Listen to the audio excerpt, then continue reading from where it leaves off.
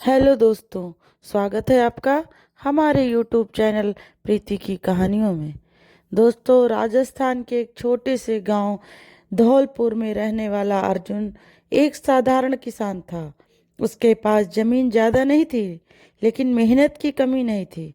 उसकी पत्नी गीता, दो बच्चे, नन्ही गुड़िया और बेटा सूरज के साथ उसका संसार पूरा था। हर सुबह अर्जुन सूरज उगने से पहले खेत चला जाता और गीता घर संभालती। उसकी झोपड़ी छोटी थी, मगर उसमें जो प्यार था वो किसी महल से कम नहीं लगता था। गांव में अर्जुन की इज्जत थी। लोग उसे मेहनती, ईमानदार और मिजाज मानते थे। खेतों में काम करके अर्जुन अपने बच्चों को पढ़ाने का सपना देखता था, खासकर बेटी गुड़िया, जो सिर्फ 6 साल की थी, मगर उसके सवालों में दुनिया बसती थी। एक दिन गुड़िया ने पूछा, पापा, क्या मैं एक दिन मास्टरनी बन सकती हूँ? अर्जुन मुस्कुराया, तू तो एक दिन कलेक्टर बनेगी मेरी रानी। 1 साल सब ठीक चला। फिर समय ने अपनी करवट बदली। उस साल मानसून बहुत कमजोर रहा। खेतों में फसल जली। पानी के लिए हाहाकार मच गया। अर्जुन के खेत में कुछ नहीं बचा। वह कर्ज में डूब गया।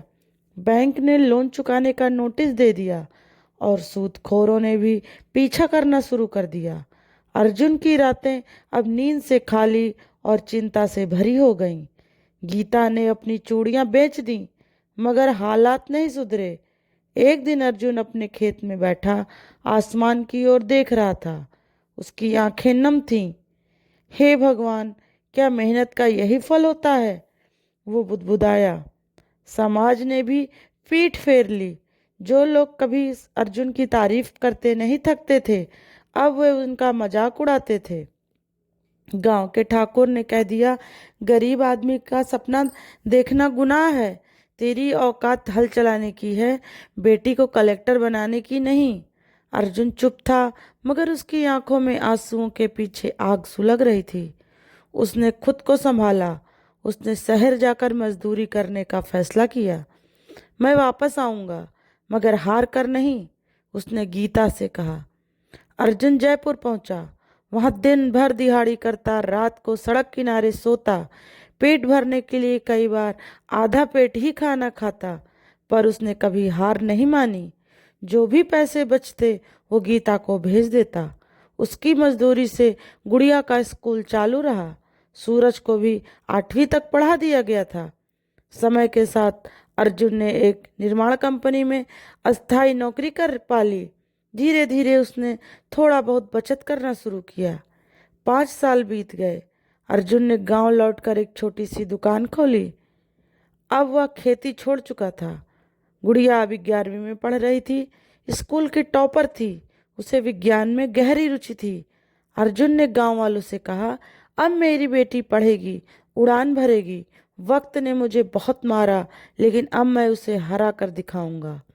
गांव वाले अब उसकी तारीफ करने लगे, पर अर्जुन जानता था, इज्जत तब मिलती है जब जेब में कुछ हो। साल 2020 आया। कोरोना ने पूरे देश को हिला दिया। अर्जुन की दुकान बंद हो गई। शहर से सामान आना बंद, कमाई बंद। फिर एक दिन अर्जुन को तेज बुखार और सांस लेने में तकलीफ होने लगी। अस्पताल में बेड नहीं मिला। घंटों चक्कर काटने के बाद उसे सरकारी अस्पताल में भर्ती कराया गया। वहां इलाज के नाम पर सिर्फ ऑक्सीजन सिलेंडर मिला, वो भी आधा भरा हुआ।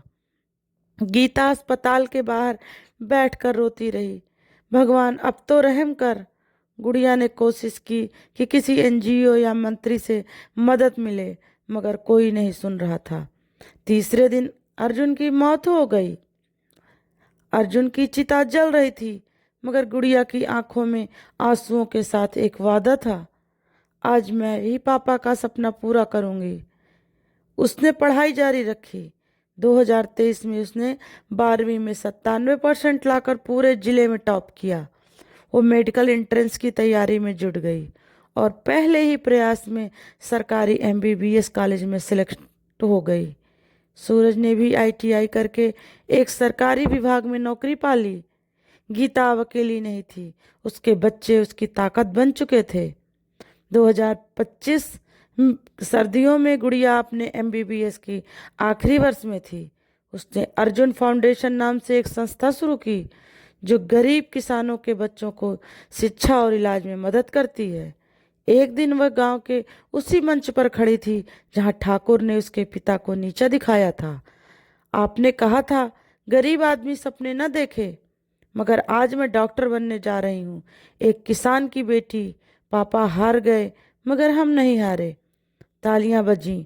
गांव झुक गया उस बेटी के आगे, उस वक्त की मार के आगे जिसने सब कुछ तोड़कर भी उनके हौसले को नहीं तोड़ सका। तो दोस्तों, आपको हमारी कहानी कैसी लगी प्लीज़ कमेंट कर ज़रूर बताइएगा। और हमारे चैनल पर नए हो तो सब्सक्राइब करना ना भूलिएगा। और दोस्तों, हमारी स्टोरी को लाइक और शेयर भी करिएगा। फिर मिलते हैं दोस्तों आपसे एक नई कहानी के साथ। तब तक के लिए दोस्तों, नमस्कार।